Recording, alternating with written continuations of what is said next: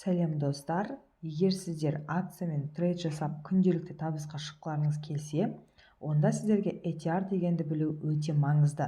Демек сіз сатып алайын деп отырған акцияның бір күн ішінде қанша долларға дейін өсуге және қанша долларға дейін түсуге мүмкіншілігі бар екенін білу өте маңызды. Ол үшін finviz.com сайтына кіреміз. Мына жерге өзімізге керекті сатып алайын деп отырған акцияның атын жазамыз.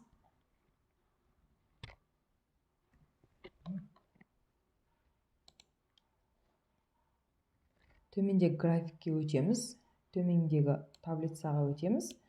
Бізде мына жерде ATR деп тұр, средний истинный диапазон 382, яғни бұл деген сөз Apple компаниясының акциясы бір күнде 382 долларға өсуі мүмкін, немесе 382 долларға түсуі мүмкін. Ол дегеніміз қазір акцияның бағасы 155,33 доллар. Ол 159,15 долларға дейін өсуі мүмкін, егер де өсетін болса бір күн ішінде. Егер де акцияның бағасы мына жерден төменге қарай түсіп кететін болса, онда 151,50 долларға дейін түсуі мүмкін дегенді білдіреді. Демек сіз позиция ашқанда, лонг позиция ашатын болсаңыз, егер де стопты 159,15-тің жоғарғы жақтарына қоясыз. 159,74 немесе 159,88 осы жерлерге қоясыз.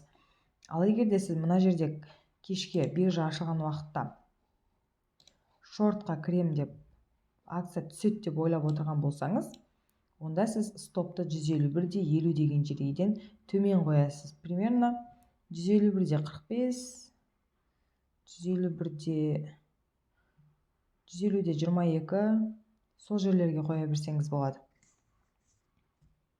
Акцияның өсіп түсу жылдамдығы криптоға қарағанда баяу. Сол үшін трейд жасар алдында осылай есептеп алғаныңыз дұрыс. Достар, егер де сіздерге осы видео пайдалы болған болса, онда трейдинг туралы қазақ тілді арналарының дамуына үлесіңізді қосып, менің каналыма подписка жасап, лайк басып, комментарий жаза кетіңіз.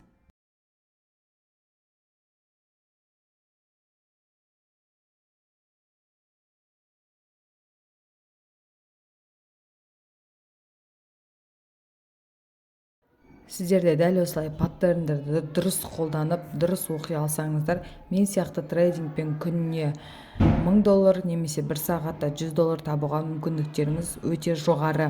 Достар, егер де сіздерге осы видео пайдалы болған болса, қазақ тілді трейдинг туралы арналардың көбейгенін қаласаңыздар, онда менің каналыма лайк басып, подписка жасап, комментарий жаза кетіңіздер.